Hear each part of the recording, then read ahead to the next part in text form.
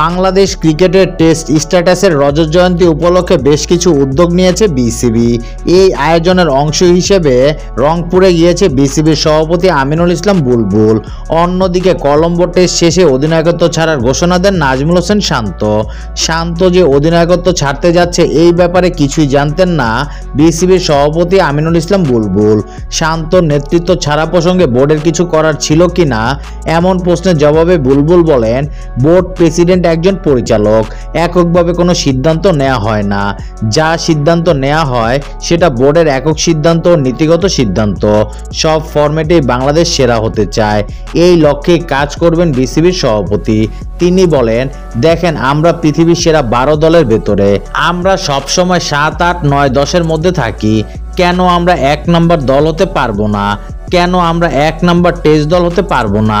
কেন আমরা 1 নম্বর টি-20 দল হতে পারবো না? কেন 1 নম্বর ওয়ানডে দল হতে পারবে না ছেলেরা এবং মেয়েরা? এটা শুধু সময়ের ব্যাপার, আমাদের সকলের একসঙ্গে কাজ করতে হবে। এই বাচ্চারা যে স্বপ্ন দেখছে সেই স্বপ্নটাকে কিভাবে বাস্তবায়িত করতে পারি সেটাই লক্ষ্য থাকবে।